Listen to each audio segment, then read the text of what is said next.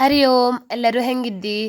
ನಾನು ನಿಂಗಕ್ಕೆ ಹಿಂದಿನ ವಿಡಿಯೋದಲ್ಲಿ ಕೈಲಾಸ ಯಂತ್ರ ನಮ್ಮನೇಲಿ ಹ್ಯಾಂಗ್ ಮಾಡಿದ್ದ ಕಡೆಗೆ ಕೈಲಾಸ ಯಂತ್ರದ ಶಿವನ್ನ ಯಾವ ರೀತಿಯಾಗಿ ರೆಡಿ ಮಾಡಿದ್ಯೋ ಪೂರ್ವ ತಯಾರಿ ಎಲ್ಲದನ್ನೂ ಹಾಕಿದ್ದೆ ಅಲ್ದಾ. ಈ ವಿಡಿಯೋದಲ್ಲಿ ನಂಗೆ ಎಂತೆಂಥ ನೈವೇದ್ಯಕ್ಕೆ ಅಡುಗೆ ಮಾಡಿದ್ಯಾ, ಪೂಜೆ ಹೆಂಗೆ ಮಾಡಿದ್ಯಾ, ಮತ್ತು ಈಶ್ವರನ ವಿಸರ್ಜನೆ ಹೆಂಗೆ ಮಾಡಿದ್ಯಾ ಹೇಳೆಲ್ಲ ತೋರಿಸ್ಕೊಡ್ತಾ ಇದ್ದಿ. ನಿಂಗಕ್ಕೆ ನನ್ನ ವಿಡಿಯೋ ಇಷ್ಟ ಆದರೆ ಲೈಕ್ ಮಾಡಿ, ಶೇರ್ ಮಾಡಿ, ಕಮೆಂಟ್ ಮಾಡಿ, ನನ್ನ ಚಾನಲ್ಗೆ ಸಬ್ಸ್ಕ್ರೈಬ್ ಆಗಿ. ನಿಂಗಳ ಮನೆಯಲ್ಲೂ ಇದನ್ನೆಲ್ಲ ಮೊದಲಿಂದ ಮಾಡ್ತಾ ಇದ್ರ, ನಿಂಗೆ ಈಗಲೂ ಮಾಡ್ತಾ ಇದ್ರ, ನಿಂಗಕ್ಕೆ ಇದ್ರ ಬಗ್ಗೆ ಎಂತೆಂಥ ಮಾಹಿತಿ ಗೊತ್ತಿದ್ದು ಹೇಳಿ. ಹಿಂದಿನ ವಿಡಿಯೋದಲ್ಲಿ ನನ್ನ ಮಾಹಿತಿ ಎಲ್ಲಾದರೂ ಒಂದು ಚೂರು ತಪ್ಪಿದ್ರೆ ಅಥವಾ ನಾನು ಏನಾದರೂ ತಪ್ಪು ಮಾಹಿತಿ ಹೇಳಿದ್ರೆ ದಯವಿಟ್ಟು ಕ್ಷಮಿಸಿ. ನಿಂಗೆ ಗೊತ್ತಿದ್ದನ ನಂಗಳ ಸಂತಿಗೆ ಹಂಚ್ಕೇಳಿ. ಈಗ ನೋಡ್ತಾ ಇದ್ರಲ್ಲಿ ಶಿವಲಿಂಗ ಎಲ್ಲ ರೆಡಿ ಆಜು. ಇದನ್ನ ಪೂಜೆಗೆ ಕೂಡ ತಗೊಂಡೋಗಿ ಇಟ್ಟಿದ್ಯಾ. ನೈವೇದ್ಯ ಆಗಿದಂತಹ ಪಂಚಾಮೃತನ ತಗೊಬಂದು ಇಟ್ಕಂಜಿ. ನೋಡಿ, ಈ ರೀತಿ ಬಟ್ಲಲ್ಲಿ ಅಕ್ಕಿ ಇಟ್ಟು ಅದನ್ನ ಪಂಚಾಮೃತಕ್ಕೆ ರೆಡಿ ಮಾಡ್ತೀವಿ. ಎಂತೆಂಥ ಇದ್ದೋಳು ಹೇಳ್ತಾ ಹೋಗ್ತಿ. ದಾಳಿಂಬೆ ಹಣ್ಣು, ಮಾವಿನ ಹಣ್ಣು, ಮೊಸರು, ಹಾಲು, ಜೇನುತುಪ್ಪ, ಕಡೆಗೆ ಬೆಲ್ಲ, ಬಾಳೆಹಣ್ಣು, ಇದಿಷ್ಟು ನೈವೇದ್ಯ ಆಜು. ಇದಿಷ್ಟು ಮಿಕ್ಸ್ ಮಾಡಿ ನಾನು ಪಂಚಾಮೃತ ರೆಡಿ ಮಾಡ್ತಾ ಇದ್ದಿ. ನೋಡಿ, ನಿಂಗಕ್ಕೆ ತೋರಿಸ್ತಾ ಇದ್ದಿ. ಭಟ್ರು ಪಂಚಾಮೃತ ರೆಡಿ ಮಾಡ್ಕೆ ಬಾ ಅಂದರು. ಹಂಗಾಗಿ ಒಂದು ಬೌಲ್ ತಗೊಂಡು ಎಲ್ಲದನ್ನು ಅದನ್ನು ಹಾಕಿ ಮಿಕ್ಸ್ ಮಾಡ್ತಾ ಇದ್ದಿ. ಮೊದಲು ಮಾವಿನ ಹಣ್ಣು ಹಾಕ್ಯಂಡು, ಕಡೆಗೆ ಮೊಸರು ಹಾಕ್ಯಂಡು, ಕಡೆಗೆ ಹಾಲು ಹಾಕ್ಯಂಡು, ಕಡೆಗೆ ತುಪ್ಪ ಹಾಕ್ಯತಾ ಇದ್ದಿ.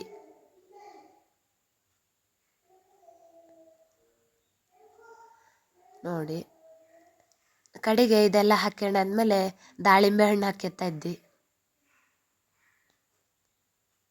ಜೇನುತುಪ್ಪ ಹಾಕ್ಯತಾ ಇದ್ದಿ.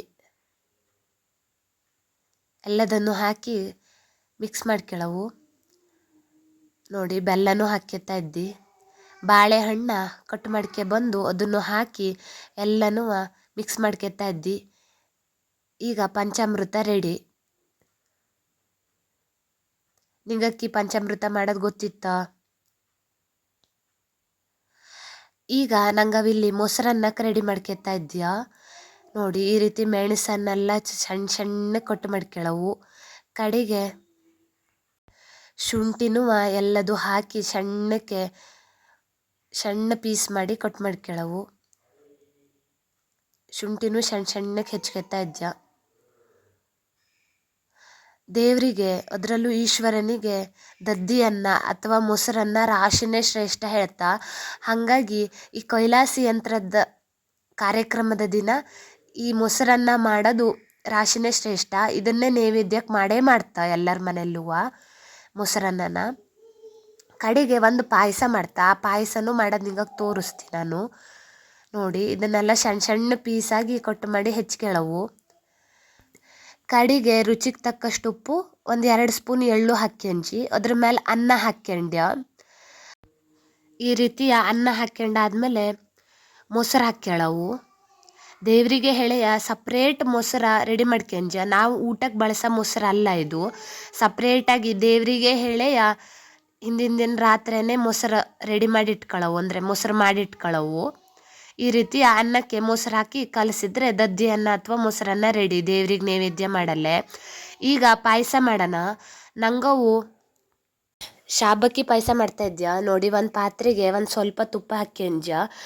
ಈಗ ಶಾಬಕ್ಕಿ ಹಾಕಿ ಸರಿ ಮಾಡಿ ಹುರ್ಕೊಳ್ಳವು. ಕೆಂಪಪ್ಪ ತನಕ ಹುರಿಯೋವುಳಿಲ್ಲೇ.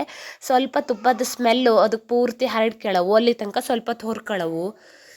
ನಂಗೆ ಉಷಾಣ್ಕಿ ಪ್ರಕಾರ ಈ ಶಾಬಕ್ಕಿ ಪಾಯಸಕ್ಕೆ ಗುಳ್ಳೆ ಗುಳ್ಳೆ ಪಾಯಸಾಳು ಹೇಳ್ತಿದ್ಯಾ. ಶಾಬಕ್ಕಿ ಪಾಯಸಾಳು ಹೇಳ್ರಿ ಯಾವ ಪಾಯಸಾಳೆ ಗೊತ್ತಾಗ್ತಿಲ್ಲ. ಅಷ್ಟರ ಮಟ್ಟಿಗೆ ಗುಳ್ಳೆ ಗುಳ್ಳೆ ಪಾಯಸ ಹೇಳೇ ನಂಗಳದೊಂದು ಹೆಸರುವಾಸಿಯಾಗಿತ್ತು. ನೋಡಿ, ಇಲ್ಲಿ ಈ ರೀತಿಯಾಗಿ ಸರಿ ಮಾಡಿ ಹುರ್ಕೊಳ್ಳವು. ಈ ರೀತಿ ಒಂದು ಪಾತ್ರೆಯಲ್ಲಿ ನೀರು ಇಟ್ಕೊಂಚ. ಇದೆಂತ ನಮ್ನಿ ಪಾತ್ರೆಯಲ್ಲಿ ಕೇಳಡಿ, ತುಪ್ಪ ಕಾಸಿದ ಪಾತ್ರೆ ಆಗಿತ್ತು, ಅದರಲ್ಲೇ ಬಿಸಿ ನೀರಿಗೆ ಇಟ್ಕೊಂಚ. ಈಗ ಆ ಬಿಸಿ ನೀರಿಗೆ ನಾವು ಹುರಿದಿಟ್ಕೊಂಡಿಂತ ಶಾಬಕ್ಕಿನ ಹಾಕವು. ನೋಡಿ, ಇಲ್ಲಿ ಹಾಕಿದ್ಯಾ. ನಾ ಅದು ಹಾಕಕ್ಕಾರ ಸ್ವಲ್ಪ ವೀಡಿಯೋ ಮಿಸ್ ಆಯ್ತು, ಹಂಗಾಗಿ ತೋರ್ಸಲ್ಲ ಜಿಲ್ಲೆ. ಈ ರೀತಿ ಹುರ್ಕ ಬಂದಿಟ್ಟ ಶಾಬಕ್ಕಿನ ಹಾಕಿದ್ಯಾ. ಮಿಕ್ಸ್ ಮಾಡ್ಕೊಳ್ಳವು. ಚಲೋ ಒಂದು ಕುದಿ ಬರವು. ಈ ರೀತಿ ಕೈ ಆಡಿಸ್ತಾನೇ ಇರವು. ಈ ರೀತಿ ಕೈ ಆಡ್ಸೋದೇ ಹೋದ್ರೆ ಅಡಿ ಹಿಡ್ದೋಗ್ತು. ಹಾಗಾಗಿ ನೋಡಿ, ಈ ರೀತಿ ಚಲೋ ಒಂದು ಕುದಿ ಬಂದಮೇಲೆ ನೋಡಿ ತೋರಿಸ್ತಾ ಇದ್ದಿ ಎಷ್ಟು ಚಲೋ ಕುದಿ ಬರ್ತಾ ಇದ್ದು ಹೇಳಿ. ಈಗ ಸಿಹಿಗೆ ಬೇಕಾದಷ್ಟು ಸಕ್ಕರೆ ಹಾಕಿತ್ತಾ ಇದ್ದೆ. ನಂಗೆ ಇಲ್ಲೊಂದು 2.5-3 ಕಪ್ ಆಪಷ್ಟು ಸಕ್ಕರೆ ಹಾಕ್ಯಂಜ. ಸಕ್ಕರೆ ಹಾಕು ಒಂದು ಚಲೋ ಒಂದು ಕುದಿ ಬರವು, ಪಾಕದ ರೀತಿ ಬರವು. ನೋಡಿ ಈ ರೀತಿ ಚಲೋ ಹೆಂಗೆ ಕುದಿ ಬರ್ತಾ ಇದ್ದು ಹೇಳಿ. ಪ್ರತಿ ಸತಿನೂ ತಳ ಹಿಡಿಯೋದಂಗೆ ನಿಂಗವು ಕೈ ಆಡಿಸ್ತಾನೆ ಇರೋವು, ಬೆಗ್ಗನೆ ಅದು ಅಡಿ ಹಿಡಿದೋಗ್ತು ಈ ಪಾಯಸ. ಹಾಗಾಗಿ 1 ನಿಮಿಷನೂ ಬಿಡಲಿಲ್ಲೇ. ಈಗ ಕಾಯಿ ಹರ್ಕತ್ತಾ ಇದ್ಯಾ ನೋಡಿ, ಒಂದು 4-5 ಮುಷ್ಟಿ ಆಪಷ್ಟು ಕಾಯಿ ಹರ್ಕಂಜ. ಅದನ್ನು ಮಿಕ್ಸಿಗೆ ಹಾಕಿ ನುಣ್ಣಗೆ ರುಬ್ಕೊಳ್ಳವು, ಕಾಯಿ ಹಾಲು ತೆಕ್ಕೊಳ್ಳವು. ಹಾಗಾಗಿ ನೋಡಿ ಈ ರೀತಿ ಮಿಕ್ಸಿಗೆ ಹಾಕ್ಕೊಂಡು ಸ್ವಲ್ಪ ನೀರು ಹಾಕ್ಕೊಂಡು ನುಣ್ಣಗೆ ರುಬ್ಕೊಳ್ಳವು. ಈ ರೀತಿ ಮಿಕ್ಸಿಗೆ ಹಾಕಾದ್ಮೇಲೆ ಅದನ್ನು ಅರಿಸ್ಕೊಳ್ಳವು. ಮ್ಯಾಲಿನ ಹಸಿ ಬೇಕಾಗ್ತಿಲ್ಲ, ಕೆಳಗೆ ಸಿಗೋ ರಸ ಅಷ್ಟೇ ಸಾಕಾಗ್ತು, ಕಾಯಿ ಹಾಲು ಅಷ್ಟೇ ಬೇಕು. ಹಾಗಾಗಿ ಈ ರೀತಿ ಸರಿ ಮಾಡಿ ಕಾಯಿ ಹಾಲು ಹಿಂಡ್ಕೊಳ್ಳವು. ನೋಡಿ ತೋರಿಸ್ತಾ ಇದ್ದಿ ಈ ರೀತಿಯಾಗಿ ಪೂರ್ತಿಯಾಗಿ ರಸ ಅಷ್ಟೇ ಬೇಕಾಗ್ತು, ಅರಿಸ್ಕೊಳ್ಳವು. ಪಾಯಸಕ್ಕೆ ಹಾಲು ಹಾಕ್ತಾರೆ ರಾಶಿನೆಯ. ಈ ರೀತಿ ಮೆಥಡಲ್ಲಿ ಮಾಡೋದ್ರಿಂದ ಪಾಯಸ ರಾಶಿನೇ ರುಚಿ ಆಗ್ತು. ಕಾಯಿ ಹಾಲಲ್ಲಿ ಮಾಡೋದ್ರಿಂದವ ಹಾಲು ಹಾಕಿದ್ರೂ ರುಚಿ ಆಗ್ತು, ಇಲ್ಲ ಹೇಳಲ್ಲ. ಆದರೆ ನಂಗೆ ನಾರ್ಮಲಿ ಕಾಯಿ ಹಾಲಲ್ಲೇ ಸ್ವಲ್ಪ ಜಾಸ್ತಿ ಮಾಡ್ತೀಯ. ನೋಡಿ ಈ ರೀತಿ ಕಾಯಿ ಹಾಲು ರೆಡಿ ಮಾಡ್ಕೊಂಡ್ಯ. ಈಗ ಇದನ್ನು ಕುದಿ ಬರ್ತಾ ಇದ್ದಿದ್ದಕ್ಕೆ ಹಾಕ್ಕೊಳ್ಳವು. ಈ ರೀತಿ ಸರಿ ಮಾಡಿ ಮಿಕ್ಸ್ ಮಾಡ್ಕೊಳ್ಳವು. ನೋಡಿ ಈಗ ಒಂದು ಅರ್ಧ ಲೋಟ ಫಸ್ಟ್ ಹಾಲು ಹಾಕ್ತಾ ಇದ್ಯಾ, ಅದು ಹಾಕ್ಕೊಂಡಾಗಿ ಮಿಕ್ಸ್ ಮಾಡಿದ್ಮೇಲೆ ಪಾಯಸ ರೆಡಿ ಆಯ್ತು. ನೋಡಿ ಇಲ್ಲಿ ಅತ್ತೆ ಮಾವ ಪೂಜೆ ಕುತ್ಕೊಂಡ.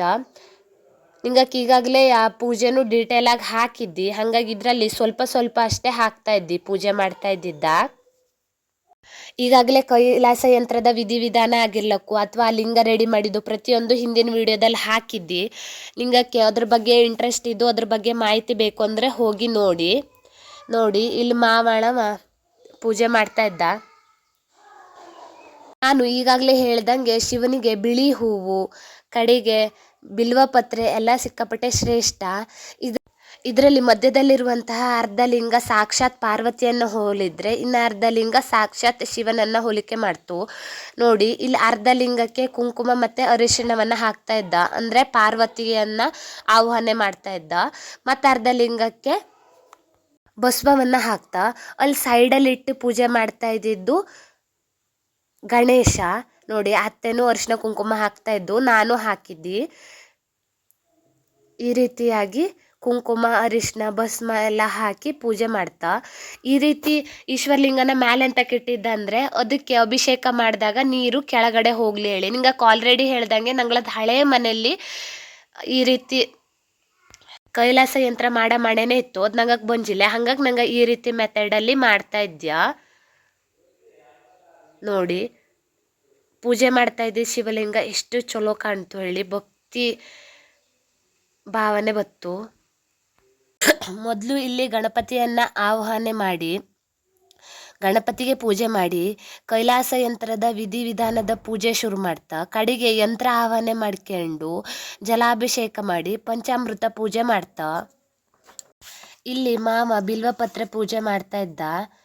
ಒಂದೊಂದೇ ಭಟ್ರು ಈಶ್ವರನ ಮಂತ್ರ ಹೇಳ್ದಂಗೆ ಒಂದೊಂದೇ ಬಿಲ್ವಪತ್ರೆಯನ್ನು ಹಾಕ್ತಾ ಇದ್ದ ಈಶ್ವರನಿಗೆ.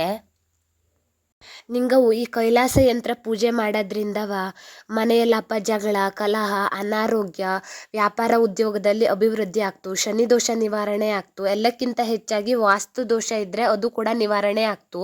ಹಾಗಾಗಿ ಶ್ರಾವಣ ಸೋಮವಾರ ಮಾಡೋದು ಶ್ರೇಷ್ಠ ಹೇಳಿ ಹೇಳ್ತಾ.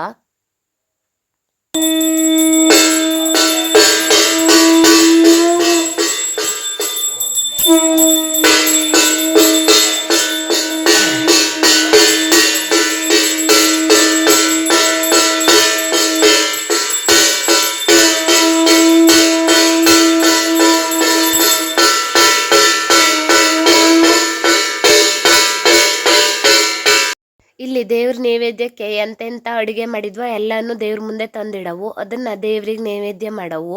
ನೋಡಿ ಇಲ್ಲಿ ಮಾವ ಎಲ್ಲವನ್ನು ದೇವ್ರಿಗೆ ನೈವೇದ್ಯ ಮಾಡ್ತಾ ಇದ್ದ. ಎಲ್ಲವನ್ನು ದೇವರಿಗೆ ನೈವೇದ್ಯ ಮಾಡೋಕ್ಕಾಗ್ತು. ಮಾಡಿದಷ್ಟು ಅಡುಗೆನೂ ತಂದು ದೇವ್ರ ಮುಂದೆ ಇಡೋಕ್ಕಾಗ್ತು. ಕೊನೆಯದಾಗಿ ಮಹಾಮಂಗಳಾರತಿ.